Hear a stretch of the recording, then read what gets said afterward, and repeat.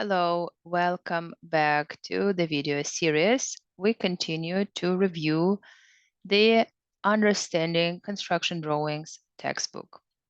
This video is about Unit 17, Floor Framing, and there are a few things that you will learn. So you'll be able to describe the sill construction shown on a set of drawings, then identify the size, direction, and spacing of floor joists according to a set of drawings, and describe the floor framing around openings in a floor.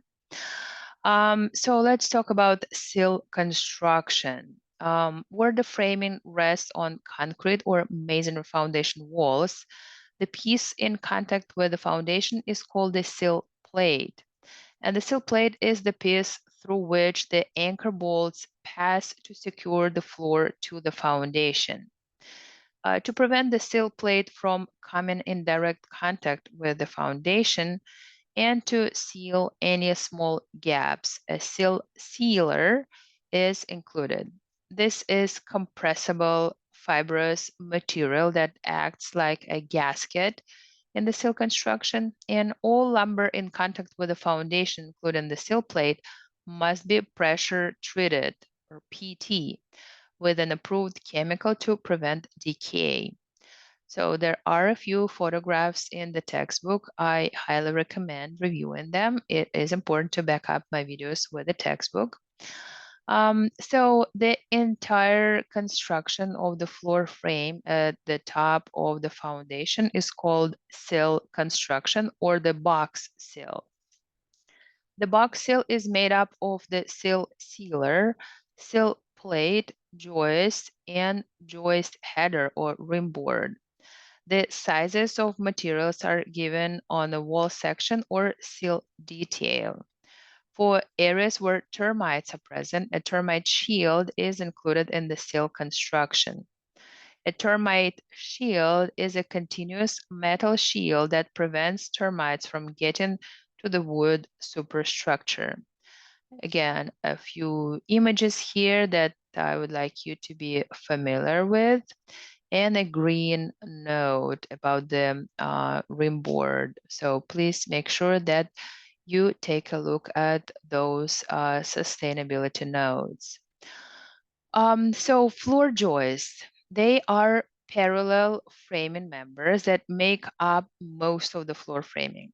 Until recently, joists in residential construction were 2-inch framing lumber. However, recent advances in the use of materials have produced several types of engineered joists. Most common type of engineered wood joist is the I-joist, consisting of a top and bottom rib of solid wood and a thinner plywood web between the ribs. I-joists are often called TGAIs because the first I-joists, introduced over 40 years old, were named after Truss Joist Institute, which developed the first I-joists. So it's TJI, the abbreviation.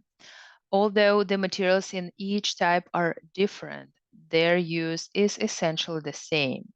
The joist header in each case is of similar material to the joist.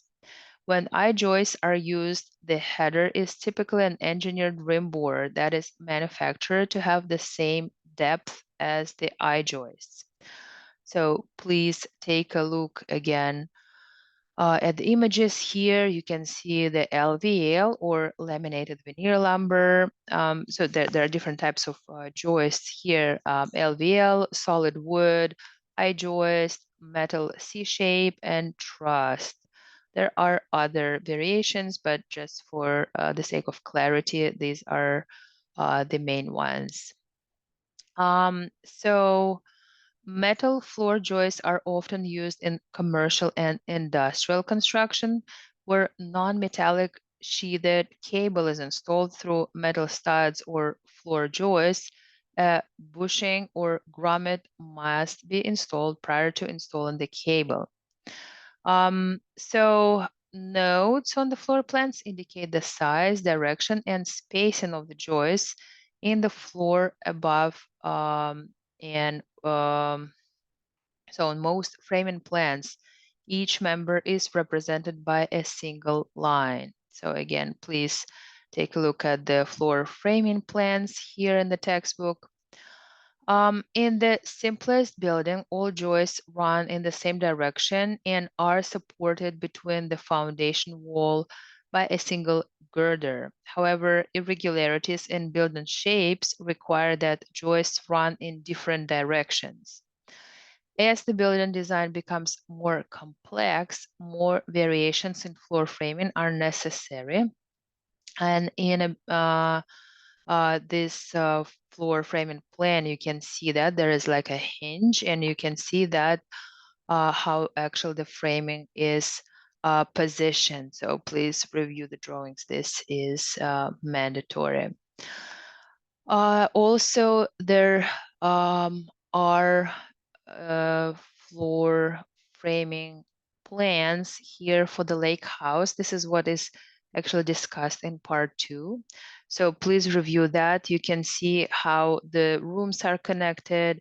You can see the joist headers. You can see the bearing for inner ends of joists, then size and type of framing materials, length of joists, spacing, and framing at openings. So in the bearing or support for the inner ends of some of the joists is the structural steel and LVL beam core. So it is actually shown here as well. That is quite common. And the size and spacing of material to be used are usually given on the framing plan by a note. They can also be found on the wall section. Length of framing members are usually not included on the framing plans. However, these lengths can be found easily by referring to the floor plan that shows the location of the walls or beams on which the joists rest. So again, if you plans and details, please just make yourself familiar with those.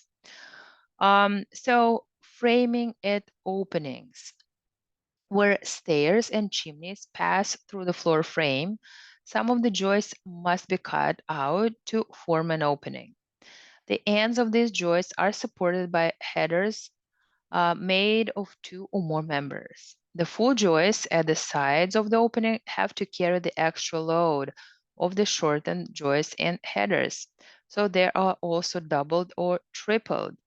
And the number of joists and headers required around openings of various sizes is spelled out in the building codes and shown on framing plans. So please make sure that you are familiar with the local authority having jurisdiction and their requirements and follow the most stringent requirements.